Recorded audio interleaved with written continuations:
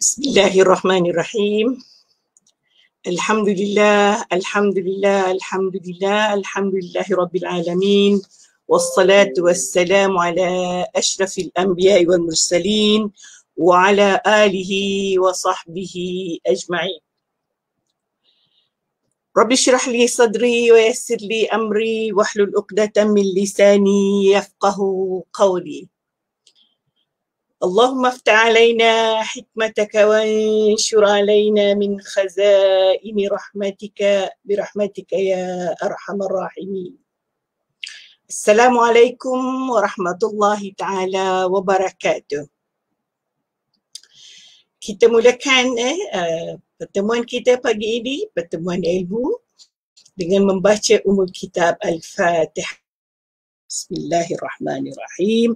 Alhamdulillahi rabbil alamin arrahmanir rahim. Maliki yaumiddin. Iyyaka na'budu wa iyyaka nasta'in. Ihdinas siratal mustaqim. Siratal ladzina an'amta 'alaihim ghairil maghdubi 'alaihim waladdallin. Amin. Amin. Ya rabbal alamin. Okay. Waalaikumsalam kepada semua sahabat pejuang syurga sekalian yang telah memberi salam. Mudah-mudahan kita semua dirahmati oleh Allah Subhanahu wa taala. Mudah-mudahan niat kita diteguhkan oleh Allah dalam keimanan, yang sentiasa berusaha mencari ridha-Nya, berusaha mencari apa yang dikehendaki oleh Allah Subhanahu wa taala. Pada pagi ini alhamdulillah kita diberi nafas, kita diberi peluang, diberi ruang oleh Allah Subhanahu wa taala untuk berada di salah satu taman-taman syurga. Mudah-mudahan ia digulungkan, pertemuan kita pagi ini digulungkan sebagai taman-taman syurga, kerana kita berniat untuk mencari ilmu, mencari redha Allah Subhanahu wa taala. Dan sebelum dengan itu kita lama dah pun dia tak ingatkan, dulu-dulu saya ingatkan. Kalau kita mendengar ataupun memasuki majlis ilmu, kita niat niat. Jadi betulkanlah niat kita ni sebelum kita bermula, bahawa niat kita mencari ilmu mudah-mudahan bermanfaat untuk dunia dan akhirat kita, mencari redha Allah Subhanahu wa taala. Dan lebih baik kita kalau kita mencari ilmu, kita ada wuduk. Sebelum ini pun banyak pun disebutkan bahawa kita sebaiknya tidak lepas dengan wuduk. Jadi kalau kita mencari ilmu, maka kita seeloknya lah berwuduk, kita tenang, kita boleh fokus, kita mendapatkan pahala yang dari Allah Subhanahu wa taala. Saya tengok di sini ada beberapa sahabat yang dikasihi Allah sekalian. Tengok ada Helma, ada Nutfiah, ada siapa lagi ni, Fauziah, ada banyak ada Rismarini ni daripada jauh daripada Pekanbaru. Okey, waalaikumsalam, ya salam semua. Sarima, saudara kembar kami dalam penulisan. Asmini lagi, assalamualaikum. Ada Lutfia Aras, waalaikumsalam warahmatullahi. Jadi mudah-mudahan kita sentiasa dalam peliharaan Allah Subhanahu wa taala. Dan kita masih lagi di dalam suasana, panas pula saya ni berkabus sebab cermin. Kita masih lagi berada di dalam suasana kawalan pergerakan atas keselamatan.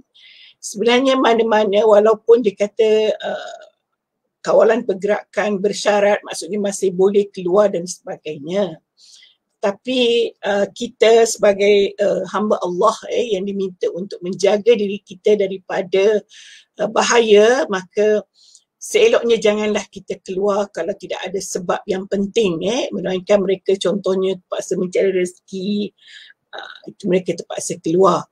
Dan kalau setakat untuk mencari barang-barang itu kita boleh kirim dan sebagainya, tidak perlulah kita keluar. Kita duduklah di rumah, banyak perkara yang kita boleh lakukan. Tidak semestinya kita mendedahkan diri kita kepada perkara yang tidak baik. Okey, semua waalaikumsalam Akasha, Bahria, Salasia, terima kasih sudi bersama Bonda pagi ni mudah-mudahan kita dirahmati oleh Allah Subhanahu Wa Taala. Okey, kita sambung tadabbur kita pada hari Rabu ataupun Rabu malam Khamis yang lepas. Kita membaca satu ayat yang berkaitan tentang ketaatan kepada Allah dan Rasul dan juga para pemimpin. Dan Allah sebutkan bahawa fa in tanaza'tum fi syai'in, apabila kamu berbalah, apabila kamu berselisih pandangan tentang sesuatu perkara, maka farudduhu ila Allah wa rasulih, maka kembalilah kepada Allah dan Rasulnya. Dan kita telah bicarakan bagaimana dikatakan kembali kepada Allah Rasulnya, dan Rasulnya itu merujuk kepada hukum yang terdapat dalam Al-Quran dan juga sunnah Rasulullah sallallahu alaihi wasallam. Dan saya cuba sebenarnya untuk memudahkan di dalam Facebook yang lepas, saya ada tulis sedikit kandungan apa yang kita baca yang lepas. Mudah-mudahan rakan-rakan sahabat pejuang syurga sekalian boleh merujuk. Saya diberikan ringkasan dan juga sebab nuzul. Jadi daripada ayat yang kita baca yang lepas, hari ini kesinambungannya, kita baca ayat yang ke-60, ada perkaitan bila Allah kata farudduhu ilallah, kembalikanlah kepada Allah dan Rasulnya. Pada ayat yang ke-60 ini, Allah Subhanahu Wa Taala menerangkan tentang mereka yang mendakwa diri mereka beriman kepada Allah, tetapi mereka masih lagi merujuk kepada puak pelampau ataupun dipanggil at-taghut. Ini ialah yang iman kepada Allah atau mereka yang menganggap diri mereka adalah lebih hebat daripada kuasa Allah Subhanahu Wa Taala. Dan saya rasa beberapa ayat yang lepas kita dah ceritakan makna at-taghut. Dan pada hari yang mulia ini, kita baca ayat yang ke-60. A'udzubillahi minasyaitonir rajim. Alam tara ilal ladzina yaz'amuna annahum amanu bima unzila ilaik.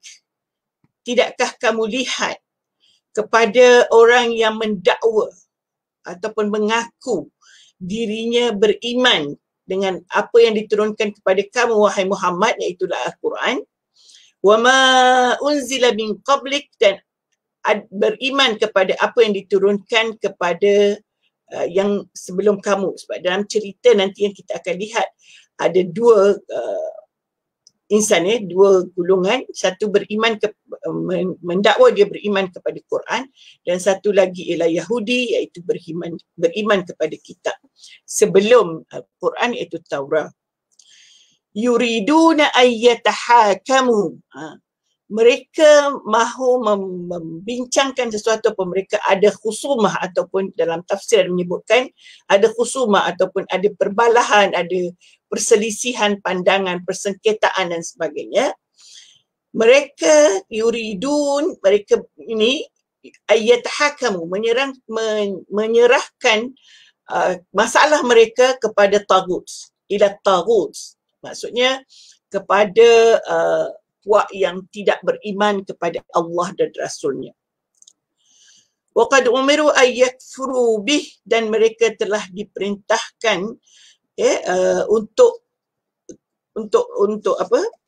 Untuk kufur, kafir, diturunkan kepada kamu.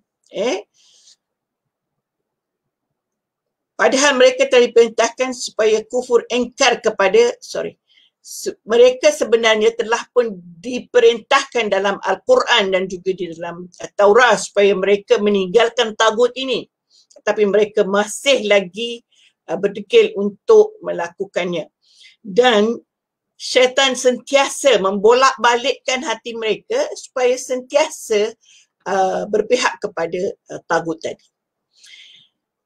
Sahabat sekalian, subhanallah,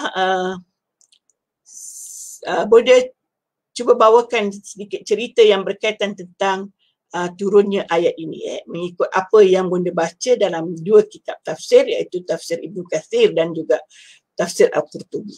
Dia ceritanya sama, jadi maksudnya kuatlah dari segi pandangan ini. Dan saya nak sebutkan ni, bila Bunda sebut ayat diturunkan ada kisahnya, bukan berarti ayat itu diturunkan untuk mereka sahaja, tetapi untuk semua, untuk sehingga ke akhir zaman. Cumanya kalau kita baca Al-Quran, bila ayat itu diturunkan, pada kebiasaannya ataupun tidak semua sebenarnya Al-Quran, ada sesuatu perkara yang berlaku di sebaliknya sehinggalah ayat itu diturunkan, dan ini memberikan Rasulullah SAW memberikan Rasulullah itu menyampaikan pengajarannya kepada umatnya dengan cerita yang berlaku.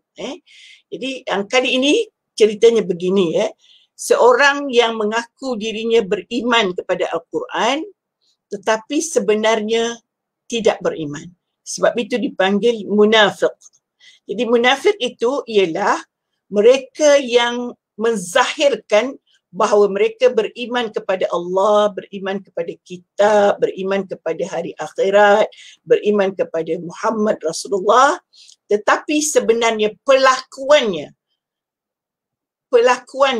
bila pelakuan tidak mengikut dengan apa yang disebutkan itu, maka hatinya pun samalah juga, maksudnya pelakuan itu lahir daripada hati.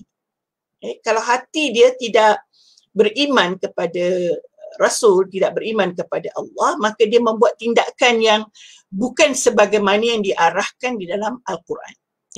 Jadi dalam cerita ini, munafik ini asalnya Yahudi, dia telah pun mengaku beriman, namanya Bishr, disebutkan Bishr ataupun ada disebut Bashar, tapi dalam Arab ni disebut nama itu Bishr. Bishr ini seorang yang munafik, bertelagah dengan seorang Yahudi. Jadi mereka rasa tidak dapat menyelesaikan apa yang mereka berselisih pandangan, apa yang mereka khusumah ataupun pergaduhan mereka. Lalu mereka berpandangan, mereka akan rujuk perkara tersebut kepada Ka'ab bin Ashraf. Ka'ab ini adalah seorang yang tidak beriman kepada Allah. Tetap kafir. Sebab itu dipanggil taghut, sentiasa berdegil, tidak mahu menerima ajaran Allah Subhanahu Wa Taala. Dia bukan Yahudi, maksudnya dia bukan beriman kepada kitab Taurat, tetapi dia memang tidak beriman kepada kitab yang diturunkan kepadanya. Jadi mereka berbincang untuk pergi menemui Ka'ab ini untuk menyelesaikan masalah mereka. Tetapi Yahudi itu, Yahudi yang beriman dengan kitab Taurat ini, tahu bahawa Muhammad adalah lebih adil. Muhammad lebih adil dan Muhammad ini tidak menerima rasuah, Muhammad ini tidak mengambil keputusan berdasarkan perasaan ataupun berdasarkan simpati ke, sayang ke. Jadi bukan emosi itu bukan berartinya emosi marah, emosi suka dan sebagainya. Emosi yang dimaksudkan di sini ialah memberi kesan dalam penghakiman ialah adanya simpati, adanya rasa sayang lebih contohnya. Jadi dan Yahudi ini tahu bahawa dia di pihak yang benar, jadi semestinya Muhammad akan memberikan berpihak kepada dia kerana Muhammad itu memang adil. Itu memang Muhammad itu dikenali, Rasulullah dikenali di zamannya, baik musuh, baik sahabat, baik orang kafir tahu bahawa Muhammad itu adil, sebab itu dia digelar sebagai Al-Amin, amanah. Dia buat keputusan yang tepat, yang betul. Kemudian akhirnya mereka bersetuju untuk menemui Muhammad. Dan mereka pun pergilah menemui Muhammad menceritakan, dalam tafsir tak cerita apa pergaduhannya. Maksudnya dia cuma ringkaskan bahawa mereka mengambil keputusan bersetuju kedua-duanya menemui Muhammad. Of course munafik itu rasa dia boleh menang juga sebab dia telah beriman kepada Rasulullah. Tetapi bila sampai kepada Rasulullah, mereka menceritakan perbalahan mereka ataupun persengketaan mereka, Rasulullah telah berpihak kepada Yahudi. Maksudnya Rasulullah mengatakan Yahudi itu benar. Maka si munafik ini ataupun yang mengaku beriman tadi tidak berpuas hati. Dan dia merasakan bahawa Nabi Muhammad itu simpati kepada Yahudi atau menghormati, sebab Yahudi ni yang lawan ini mungkin dia nak jaga hati dan sebagainya. Dia masih lagi mahu mendapatkan kemenangan, macam orang Melayu katalah mahu menegakkan benang basah. Kalah dari sini nak pergi pula satu penghakiman yang lain. Tapi dia still memelihara still lagi memilih yang beragama Islam. Lalu dalam kitab Qurtubi dia sebut dia pilih mula-mula Abu Bakar, tapi akhirnya dia tidak mahu Abu Bakar sebab Abu Bakar ni agak lembut. Dalam kitab Ibnu Katsir disebut dia memang Qurtubi pun menyebut dia akhirnya pergi kepada Sayyidina Umar. Yang munafik ini bahawa Sayyidina Umar itu memang tidak suka dengan orang Yahudi ataupun tidak suka dengan orang kafir yang tidak beriman. So, dia memikirkan bahawa tentu memihak dia. Lalu apabila sampai ke Rasulullah SAW beri keputusan atas perbalahan mereka, dan akhirnya Umar, kita tahulah dengan sikapnya yang memang kuat mempertahankan Islam, kasihnya kepada Rasulullah SAW dan berimannya dia kepada Rasul, maka dia pun kata dia kata tunggu sekejap. Dia pun masuk ke dalam rumahnya, dia masuk dulu, dia ambil pedang, saif dalam cerita, ambil pedang, dia pukul, maksudnya dia pukul kepada munafik tadi. Dia kata ini balasan orang yang tidak beriman kepada Allah dan Rasulnya. Bila Rasul berkeputusan, kita mesti beriman kepadanya. Apabila apabila kamu tidak beriman, maka hukumannya ialah mesti dibunuh. Dengan sebab itu Sayyidina Umar At-Tab itu digelar sebagai Al-Faruq, farraqa ma bainal haqq wal batil, seorang yang membezakan, memisahkan di antara yang hak dan yang batil. Rasulullah bila didengar cerita bahawa dia telah membunuh Yahudi munafik tadi, lalu Rasulullah menyebutkan bahawa Umar Al-Faruq, iaitu seorang yang memang memisahkan di antara yang hak dan yang batil. Sebab Umar mengetahui apa sahaja keputusan Rasulullah SAW itu adalah perkara yang benar. Perkara yang benar. Dia seorang Rasul yang sentiasa dipelihara oleh Allah daripada melakukan kesalahan. Mengapa kita tidak percaya sehingga kita mencari orang lain? Siapakah untuk mengatasi yang telah ditentukan oleh Rasulullah SAW? Sebab itu digelar Umar Al-Khattab, Umar Al-Faruq, sebab daripada kalimah farraqa bahasa Arab, memisahkan di antara yang hak dan yang batil. Itu disebut di dalam kitab-kitab tafsir. So jadi cerita itu, maka turunlah ayat ini. Turunlah ayat yang mengatakan alam tara, tidakkah kamu lihat ilal ladzina yaz'amun, wahai Rasulullah. Allah kata dia setelah peristiwa itu berlaku, Allah Subhanahu wa taala menjelaskan, tidakkah kamu lihat orang yang mendakwa dirinya beriman dengan apa yang diturunkan kepada kamu, dan juga yang beriman kepada kitab yang sebelum kamu, itulah yang Yahudi tadi, dia menghalakan masalah mereka kepada taghut. Sedangkan ayat sebelum mengatakan farudduhu ilallah, tapi dia menghalakan kepada taghut. Sedangkan taghut ini memang akan menyuruh kepada kafir dan sebagainya, mengingkari perintah Allah. Tetapi syaitan mahukan mereka tersesat dan terus sesat. Itulah syaitan. Dia dah dakwa diri dia Muslim, diri dia beriman kepada kitab Allah, tetapi masih lagi tidak mengikut perintah Allah. Para sahabat syurga sekalian, apa yang kita cuba pin tengok siapa yang ada ni. Maznah, waalaikumsalam bonda dan sahabat kalian. Tadabbur semoga sentiasa dalam. Amin amin ya Allah. Kita lihat para sahabat sekalian, pengajaran yang kita ambil daripada ayat ini. Itu cerita yang bonda sebutkan tadi. Dan daripada awal bonda cerita, dan mungkin para sahabat juga tahu sebenarnya, cuma kita mengingati di antara satu dengan yang lain, bahawa kalau kita mengaku kita beriman, maka pelakuan kita juga menunjukkan kita bukan hanya pada pertuturan, bukan hanya pada yang kita tutur kita beriman kepada Allah, tetapi hati kita dan pelakuan kita juga mesti beriman. Kalau tidak, kita dinamakan munafik. Sebab munafik itu orang yang menzahirkan keimanan tetapi sebenarnya tidak.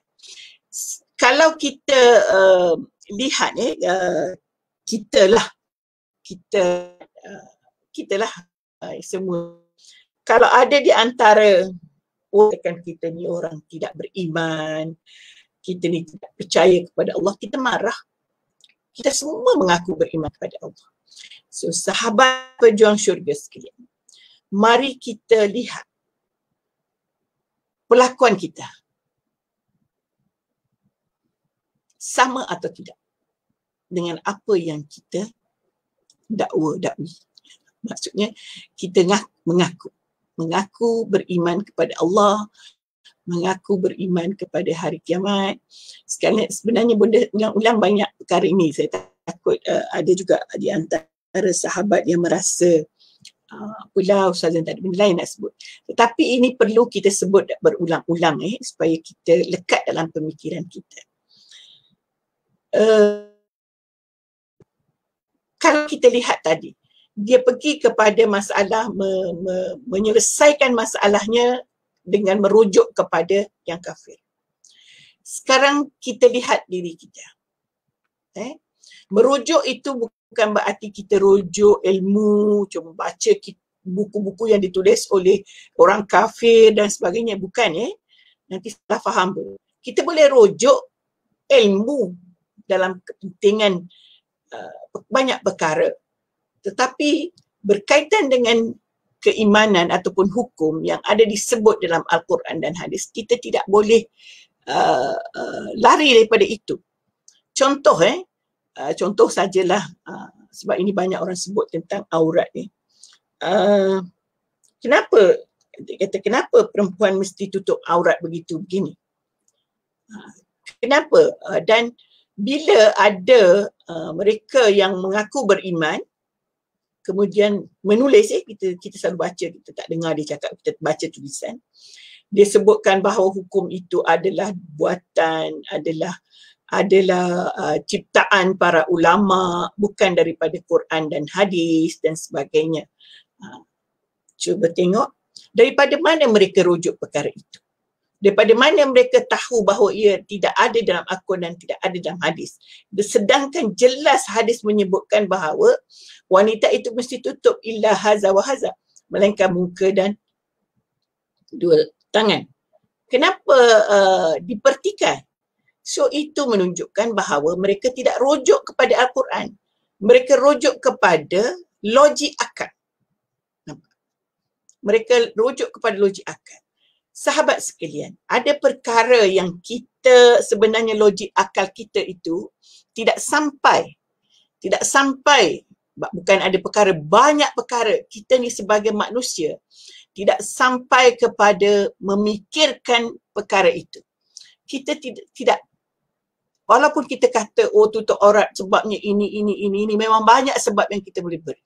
Tetapi untuk menjelaskan secara totalnya kenapa, dia adalah Allah yang mengetahui. Kita masih lagi, ilmu kita tu terlalu sedikit. Itu bila sebut aurat. Saya nak sebutkan lagi di sini, mungkin Bonda pernah sebut juga. Memang kita bila sebut tentang dia berubah kepada kebaikan dan sebagainya, banyak kita lihat berpegang kepada perubahan pakaian. Alhamdulillah, itu betul. Tetapi dalam hidup sebagai seorang Muslim ini, udkhulu fis silmi kaffah, masuklah kepada Islam secara keseluruhan, bukan pakaian sahaja. Bukan pakaian sahaja. Jadi janganlah kita fikir bila kita sudah litup-litup, maka kita telah pun lengkap dengan Islam kita. Cuma saya ingin sebutkan sebenarnya pakaian itu mempengaruhi hati kita. Bila kita dah pakai begitu, kita akan menjaga. Kenapa saya pakai ini mengikut perintah Allah? Kerana saya mahu menurut perintah Allah. Maka apa perintah Allah yang lain?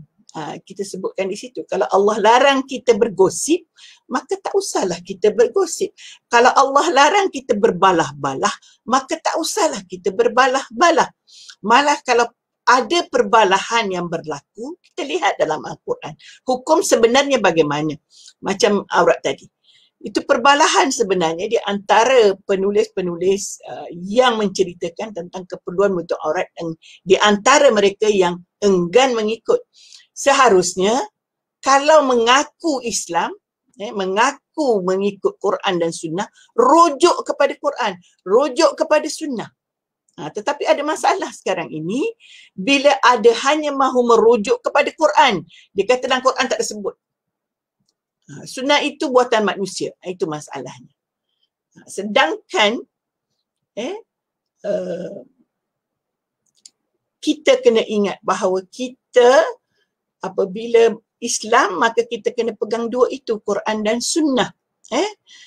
Rasulullah memang sebut, taraktu fikum amrain, aku tinggalkan kamu dua perkara. Bunda dah baca dah pada masa yang lepas. Jadi, kenapa kita mahu menafikan tentang hukum yang terdapat dalam Sunnah? Yang terdapat dalam hadis. Dia hanya nak pegang Quran saja. Ini masalah besar dalam keimanan yang perlu kita jaga.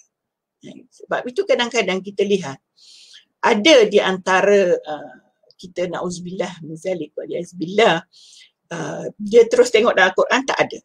Kemudian masalah besarnya lagi ialah apabila merujuk Al-Quran hanya melihat secara harfi ataupun melihat tafsiran terjemahan secara huruf, tidak mengkaji mendalam dari segi bahasa, dari segi hukum, dari segi banyak perkara, sebab Al-Quran ini banyak ayat perkataan yang ringkas, yang tidak diperincikan. Sebab itu bila datang sunnah itu memperincikan Al-Quran.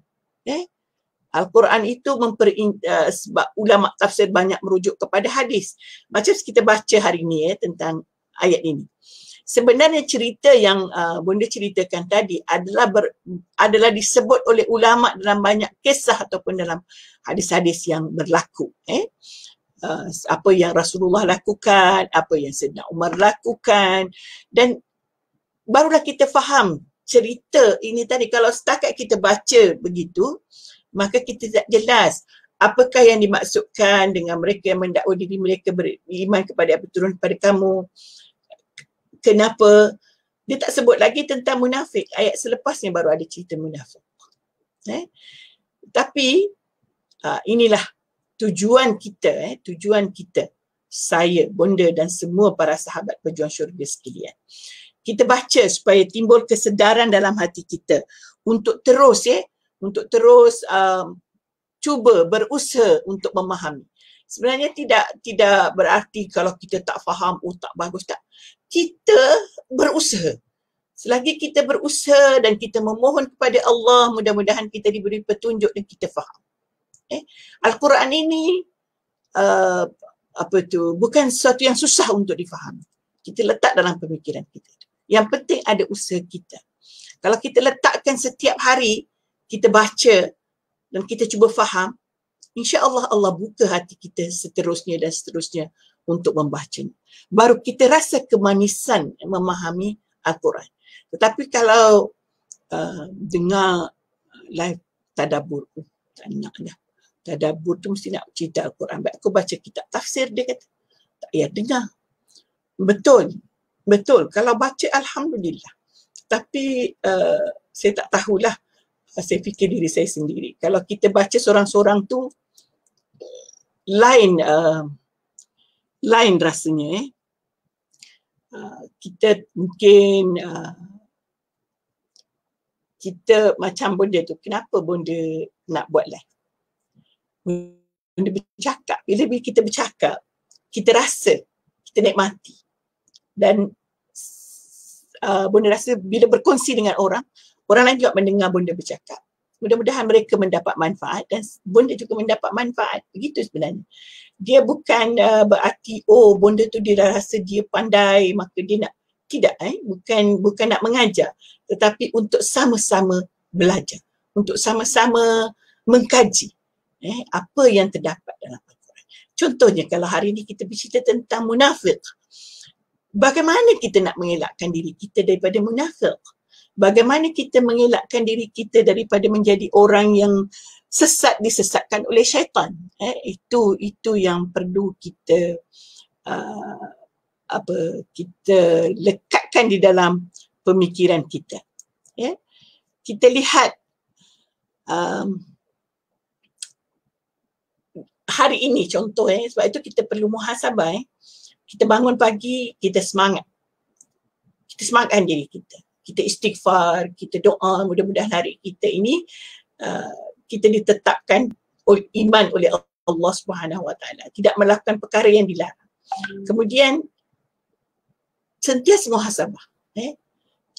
Kalau kita duduk-duduk, kita fikir apa yang saya buat tadi betul ke tak betul. Dan sebelum tutup mata malam, memang kita dah muhasabah diri kita. Siang tadi apa yang saya buat? Kurangkah amal saya? Atau adakah perkataan yang keluar daripada bibir saya ini yang bertentangan dengan perintah Allah Subhanahu Wa Taala? Itu orang yang beriman sebenarnya. Sentiasa menjaga. Sebab kita tak mahu. Kita hanya cakap kita beriman, tetapi perbuatan kita tidak beriman. Itu namanya munafik. Saya pun fikir-fikir bila bonda rasakan 2-3 hari ini bonda banyak bersyukur. Bukan banyak bersyukur.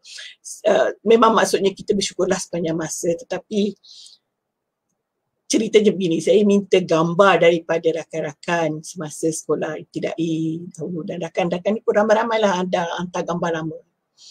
Rupanya lah dulu-dulu sampai masuk sekolah menengah, memang kami ni tak bertudung pun. Pakai t-shirt dengan pendek je, gambar dengan lelaki semua, walaupun belajar sekolah agama. Itu sebab bonda kata, ilmu ada, bukan berilmu ada ilmu tak ada akhlak, tak. Memang ilmu pun tak ada lah. Dia tak masuk dalam pemikiran. Jadi apa yang bonda syukuri hari ini, anak-anak muda hari ini cepat dapat perubahan. Bonda ingat bonda mula-mula tutup rambut depan ni, ialah sewaktu nak naik kapal terbang pergi Mesir. Sampai sana orang pun tak pakai lagi. Orang tengok kita semacam je, kenapalah tutup. Kenapa tutup? Dan akhirnya Allah buka hidayah pada semua. Itu dari segi pakaian. Belum fikir lagi yang lain-lain tentang ibadah, tentang kesempurnaan solat, tentang pembacaan Al-Quran, tentang memahami Al-Quran, tentang kita baru bercerita tentang aurat. Itu hanya sebahagian kecil daripada kehidupan seorang Muslim. Jadi itulah bonda tulis pada kawan-kawan, kita banyak-banyaklah kita bertaubat, mudah-mudahan Allah Subhanahu Wa Taala menerima taubat kita atas apa yang kita lakukan dahulu. dan juga sekarang lah, sebab sekarang mungkin kita tutup aurat tapi dosa-dosa lain banyak yang kita tidak sedar. Lagi-lagi cabaran dengan media sosial, mudah sangat kita bercakap, kadang-kadang benda rasa sendirilah. Ada kadang-kadang berita itu benar, contoh ada orang macam ni ditangkap kerana dadah. Kita bercerita, kaitkan pula cerita dengan usahawan lain. Usahawan tu gini, usahawan tu gini. Kita pun menyampuk lah dan sebagainya. Itu mengumpat namanya. Mengumpat namanya. Apa salahnya kita mendoakan kebaikan-kebaikan kepada orang daripada kita menyebut yang bukan-bukan. Media sosial ni sangat-sangat membantu kita bergosip perkara-perkara yang tidak benar dan tidak wajar. Jadi bukan berarti bila sudah PKP kita duduk rumah, kita pun tak adalah dosa tentang mengumpat-ngumpat ni orang. Ada. Sebab ada macam-macam cara. Lagi yang suka bertwitter dan sebagainya. Benda bukan tak ada Twitter. Ada. Tapi benda rasa Twitter ni lagi dahsyat. Bila dia tweet itu ini. Macam-macam cerita. Jadi kuranglah. Macam WhatsApp tu kadang-kadang kita ada keperluan memberita dan sebagainya. Sekarang macam-macam juga kita perlu tengok Facebook. Facebook itu dapat ilmu. Telegram ada kelas-kelas online Telegram dan macam-macam yang kita boleh dapat perkara baik. Tetapi kita dapat perkara yang tidak baik itu atas sebab-sebab yang sebab-sebab yang tidak wajar lah. Jadi untuk ayat ini kita bermohon kepada Allah, mudah-mudahan iman kita itu sentiasa dijaga oleh Allah dengan berserta dengan hati kita yang bersih, pelakuan yang betul. Sebab benda selalu ulang tu, iman itu ada 3 perkara. An-nutqu bil lisan, disebut dengan lidah, as-sidqu bil qalb, hati kita membenarkan apa yang kita sebut, al-amal bil jawarih, pelakuan dengan anggota. Kira lah anggota mulut, anggota bibir, anggota telinga, anggota mata, itu semua anggota. So anggota kita itu buat tak apa yang kita sebut. Sebut mudah. Tetapi nak melekatkan di hati adalah satu perkara yang perlu mujahadah. Perlu perjuangan, sebab itu benda sebut berjuang untuk syurga. Benda ubah sekarang kata-kata sahabat syurga. Kita sebut berjuang supaya kita mujahadah, kita berjihad untuk mendapatkan syurga. Itu ayat yang ke-60. Bunda dah sebut hari ni kita baca 2 ayat. Pukul berapa dah? Okey, ada masa lagi insya-Allah. Kita baca ayat seterusnya, ayat 61. Dia sebenarnya bersambung dengan ayat yang tadi. Wa iza qila lahum ta'alu ila ma anzalallah war rasul. Sebenarnya kena baca ma tu panjang mat bertemu alif kita hamzah. Alhamdulillah. Jadi kita kena baca berapa harakat tu walaupun kita baca tidak berlagu, kena baca dengan betul. Itu Al-Quran Jadi saya kira saya ini tidak mahir untuk mengajar tajwid. Tetapi kita cuba mungkin drama yang lain-lain, maaf bunda nak minum.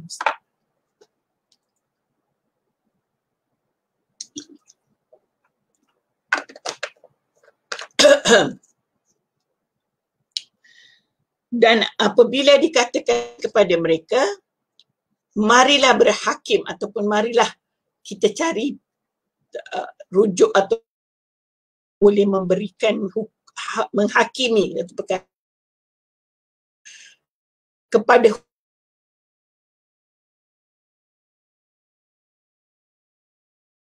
hukum bersalah atau tidak bersalah.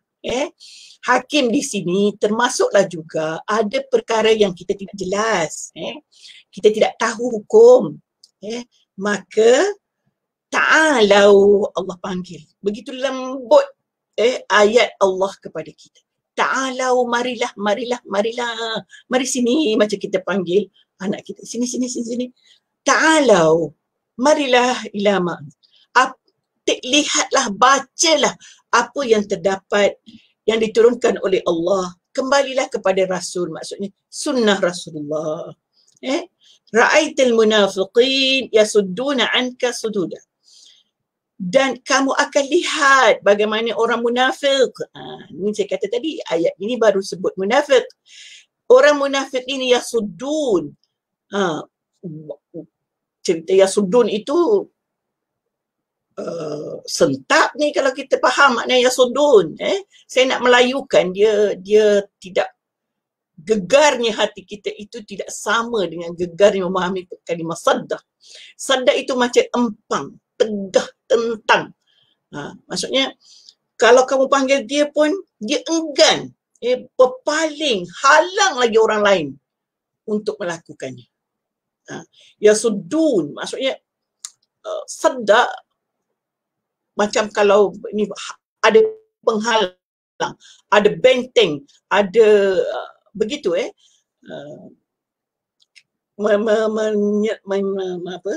menghalang kamu dengan satu halangan yang kuat daripada beriman kepada Allah Subhanahu Wa Taala, menghampiri Allah Subhanahu Wa Taala. Mungkin sekarang ni alhamdulillah lah, tapi mungkin juga masih ada anak-anak muda, bila dia fikir, bila dipanggil untuk melakukan kebaikan, mereka rasa mereka muda lagi. Habis nak tunggu tua baru nak beramal. Sempat ke tua? Satu. Yang keduanya, kalau dah tua tu macam-macam pula keuzuran, keuzuran yang datang. Bunda dah rasa, bunda dah tahu. Percaya atau tidak, ini adalah satu pengalaman. Sebenarnya memang masa kita, bila dah tua nanti mesti fikir, kalaulah aku daripada muda buat begini, tidakkah banyak dah amal yang saya sudah buat, tetapi dah tua baru mahu melakukannya. Itu pasti ada di dalam hati. Jadi pada anak-anak sekalian, pada adik-adik yang mungkin masih muda, berada di umur 50-an, 40-an, 30-an, sebab orang kata Facebook ni bukan medan budak muda. Sebab tu orang kata kalau nak live lah di Insta. Anak muda ramai di situ. Saya pun duduk fikir-fikir. Ramai juga orang buat di Insta tu orang muda. Biarlah orang muda layan orang muda. Nanti dia tengok makcik ni, nenek ni, dia kata, cakaplah dengan orang tua. Jadi, tak apalah. Biarlah bonda di Facebook. Walaupun bagaimanapun, still ada juga di YouTube. Kalau nak tengok di YouTube. Tapi tak buat live di situ, hanya rakaman saja. Jadi apa yang bunda nak sebutkan di sini ialah, tadi balik pada cerita kita, bahawa kita ini, kalau kita beriman kepada Allah Subhanahu Wa Taala, Allah kata, marilah, berimanlah kepada Allah. Tetapi kalau kamu lihat dia munafik, dia akan lawan, dia akan tentang, dia akan kata itu, ini. Cuba sahaja kita lihat dengan masyarakat di sekeliling kita, bila ada hukum mengatakan begitu, begini, dia akan beri alasan, logik mereka mengatakan, kenapa kena buat macam ni, kenapa nak sebut begini. Kadang-kadang, saya ingatlah, kadang-kadang ini cabaran sebenarnya. Bila saya pernah dulu ikuti satu mesyuarat sebut syakhsiah pun tak berani nak dengar. Dia nak tukar jati diri. Syakhsiah ni bunyi Islamik. Apa yang dia takut dengan Islam? Saya berterima sekiranya syakhsiah itu tidak difahami. Mungkin mahu dipahami dengan menggantikan jati diri. Tetapi apabila mengatakan syakhsiah itu terlalu Islamik, dan yang cakap pula tu orang Islam, memang saya tersinggung. Memang bonda tersinggung. Bukan tersinggung kerana diri sendiri, tetapi tersinggung bagaimanakah masyarakat kita ini masih takut dengan perkara yang Islamik. Hanya istilah sahaja boleh takut. Kerana perkataan syakhsiah itu ada bisik-bisikan, siapalah yang jemput dia ni datang mesyuarat? Siapa yang lantik dia sebagai penasihat di dalam? Saya duduk berfikir, kenapa mereka takut dengan Islam? Itu baru istilah.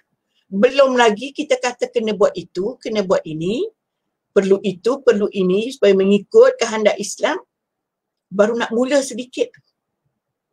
Itu perjuangan kita lah sebagai seorang orang yang mau memperjuangkan Islam. Tidak pedulilah mereka kata apa pun. Kita terus sahaja menulis, kita terus sahaja bercakap, kita terus sahaja berbuat baik. Mudah-mudahan dia menjadi kebaikan kepada kita.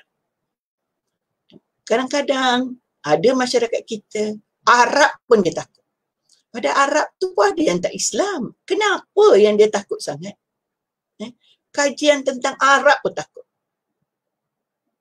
Seolah-olah itu membawa kepada kemunduran. Apakah Islam membawa kemunduran kepada kita? Lihat, buka mata dan kepala. Sebenarnya, kalau kita mengkaji secara mendalam, Islam tidak pernah mengajar manusia mundur. Malah apa yang kita lakukan untuk kemajuan kita hari ini bersandar kepada Islam. Zakat contohnya. Zakat itu, kalau kita lihat yang tidak beragama Islam, dia tak sebut zakat, tetapi bantuan, derma dan sebagainya. Tapi kita dalam Islam ada sedekah, ada infak, ada zakat. Begitu Allah menyayangi umat manusia. Diberinya pahala mereka yang membantu orang lain. Tapi yang bukan Islam, hanya bantuan begitu saja. So tidak memikir balasan di akhirat.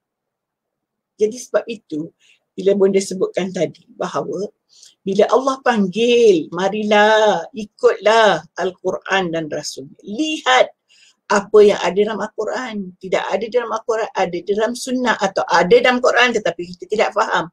Maka kita cuba memahaminya. Sebab kalau tidak, kita dah faham ada di antaranya. Yang munafik itu sebenarnya bukan dia tak baca dalam Al-Quran. Baca, dia faham.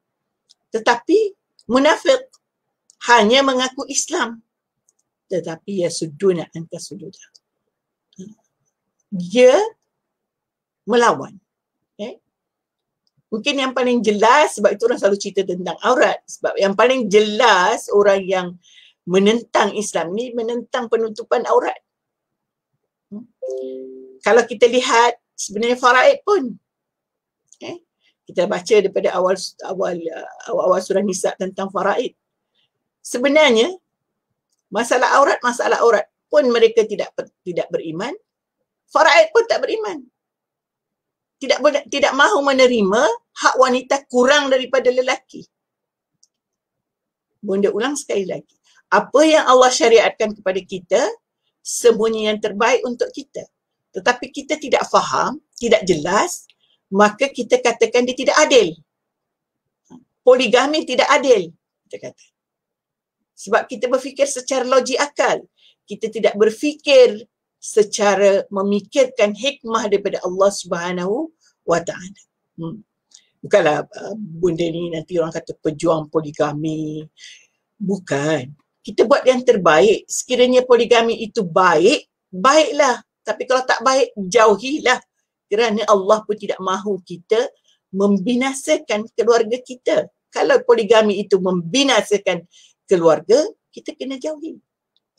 Kita tidak taat perintah, kita hanya taat perintah poligami, tapi tidak taat perintah bagaimana berpoligami, itu pun awas. Boleh jadi munafik juga. Kita Islam, sebab itu kena poligami, dia kata. Tapi bab memahami poligami tak faham. So bagaimana dikatakan kita beriman sebenarnya? Begitu, Bonda nak sampai ke situ. Nak fahamkan. Jadi sebab itu kita lihat juga ada orang bahagia dengan poligami, ada yang tidak. Sebab tidak mengikut perintah Allah Subhanahu wa Ta'ala. Kenapa Bonda sampai ke situ? Bonda nak jelaskan ni sebenarnya banyak perkara yang berkait dengan iman kita ni. Dalam kehidupan kita, dalam sosialisasi kita, dalam bermasyarakat, dalam hubungan kita dengan keluarga, hubungan kita dengan pemerintah, pemerintah dengan rakyat dan sebagainya. Kita jangan mudah dikaburi dengan pangkat, dikaburi dengan harta dan sebagainya hingga kita lupa perintah Allah kepada kita. Kalau kita sebut pemimpin, dia tanggungjawab dia lagi tinggi. Tanggungjawab dia lebih tinggi lagi. Sebab disebutkan bahawa seorang pemimpin yang tidak adil, seorang pemimpin yang kejam, itu balasannya neraka. Jadi jangan mudah-mudah untuk menerima kepimpinan kalau tidak mampu berlaku adil, tidak mampu menjaga kepentingan yang kita perintah, yang kita kuasai, yang kita di bawah tanggungjawab kita. Begitulah. Sebab munafik ini bukan berarti sebab mungkin kita selalu faham munafik yang kita belajar di sekolah-sekolah dahulu ialah munafik ialah orang yang mengaku beriman di mulut, tidak di hati. Maksudnya di belakang orang dia tidak munafik. Tidak Islam. Bila kita baca ayat ini, kita faham bahawa munafik itu juga mereka yang mengaku Islam tetapi tidak patuh dengan apa yang ada dalam Quran. Tidak patuh dengan sunnah Rasulullah. Jadi kalau kita buat sesuatu yang bertentangan dengan Al-Quran, bertentangan dengan sunnah, na'udzubillah wal-yazibillah, dia juga jadi munafik. Banyak perkara. Bukan berkaitan aurat saja. Banyak perkara yang perlu kita pelajari, yang perlu kita tekuni, yang perlu kita sentiasa hayati bahawa itu perlu kita jaga untuk kehidupan kita sebagai seorang Muslim yang benar-benar Muslim, sebagai seorang Muslim yang benar-benar menjaga keimanan, menjaga ketakwaan kepada Allah Subhanahu Wa Taala. Perkataan takwa itu pun besar maknanya. Takwa bukan hanya takut, tetapi takwa berarti takut, patuh, mengharap, semua ada di situ. Dalam lingkungan ketakwaan untuk menjauhi munafik ini ialah adanya perasaan takut, mengharapkan kasih Allah, rahmat Allah, patuh dengan segala perintah Allah Subhanahu Wa Taala. Sunnah Rasulullah sallallahu alaihi wasallam. Sunnah ini juga meskipun kita kata orang selalu sebut sunnah ini makan, fashion pakaian. Sebenarnya itu bukan hanya itu. Malah makanan itu bila orang sebut makan sunnah, saya rasa pun jadi saya kurang setujulah. Yang ada ialah cara makan mengikut sunnah. Memang ada sunnah. Contohnya kita makan ketika kita lapar, makan ada bahagian yang perlu kita simpan untuk lain daripada makanan dan sebagainya. Makan memulakan dengan bismillah, itu sunnah. Tetapi kalau makan benda ini makan sunnah, makan itu makan sunnah. Ada kawan saya kata kalau durian ada di zaman Rasulullah makan durian juga. Betul. Sebenarnya kita tidak boleh mengatakan. Cuma Rasulullah ada ceritakan makanan yang berbau itu makruh. Makanan yang begini makruh. Yang tidak bersih tidak boleh makan. Itu sunnah. Sebab itu saya kata ada kaedah. Jadi bila kita sebut sunnah ni, bukan sunnah itu makan dan pakaian saja. Janggut itu sunnah. Ya betul sunnah. Tetapi sunnah itu semua perkara. Salat Rasulullah itu sunnah.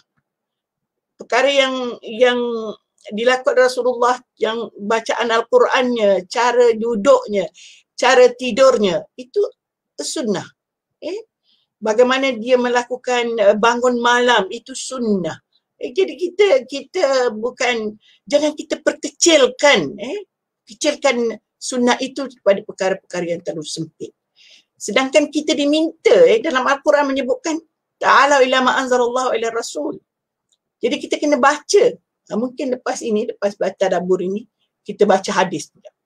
Supaya kita faham sunnah yang perlu kita ikut, hadis yang perlu kita ikut. Mungkin kita nantilah lepas habis Nisa ini, kita selang-selikan.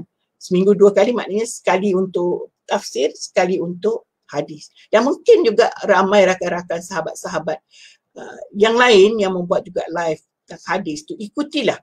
Supaya faham, hadis itu jangan kita sempitkan hanya kepada cara berpakaian, cara makan dan sebagainya. Sehingga ada orang kata, oh kalau waktu saya mula-mula sakit kanser, oh makan makanan sunnah. Saya pun duduk pelik. Selama saya belajar sampai saya tanya rakan saya yang bidang hadis, ada ke makan sunnah? Saya duk cari tak jumpa. Yang saya jumpa ialah kaedah makan sunnah. Makan sunnah dia kata. Makan kurma, makan kismis, makan itu, makan ini. Jangan makan benda lain. Oh, sedikit permasalahan ni. Kita kena baca sebenarnya. Sunnah itu apa?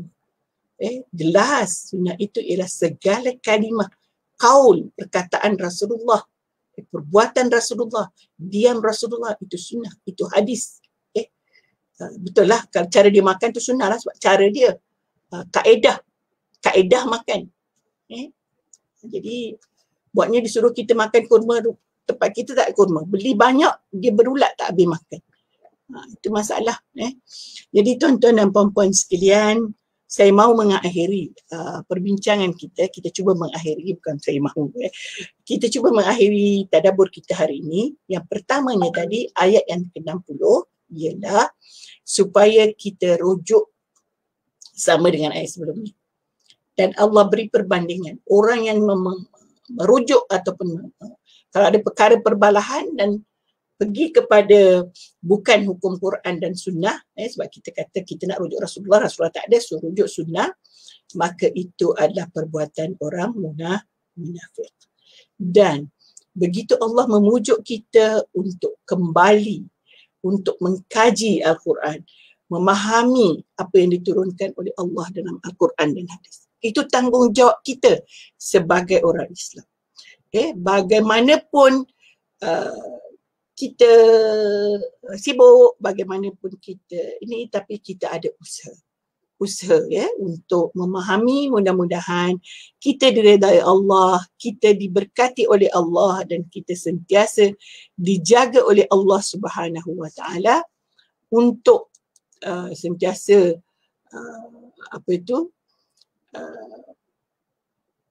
sentiasa menjaga hukum-hukum yang Allah telah turunkan kepada kita. Rupanya sudah pukul 9, minta maaf terlebih 3 minit. Tak apalah, mudah-mudahan 3 minit yang Allah beri kepada kita itu ada barakahnya.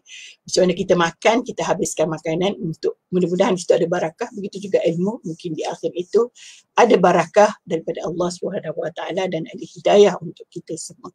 Jadi kita berdoa kepada Allah, ya Allah, mudah-mudahan iman kita ditetapkan oleh Allah Subhanahu Wa Taala, dijauhkan daripada menjadi orang yang munafik.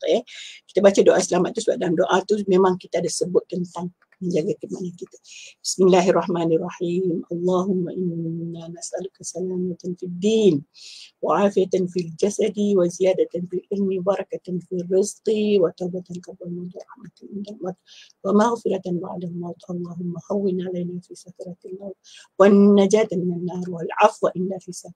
Rabbana la tuzigh qulubana ba'da idh hadaytana wa hab lana min ladunka rahmah innaka antal wahhab. Rabbana atina fid dunya hasanah wa fil akhirati hasanah. Subhanallah. Bismillahirrahmanirrahim. Al-asr innal insana lafi khusr illa alladhina amanu wa 'amilus solihati.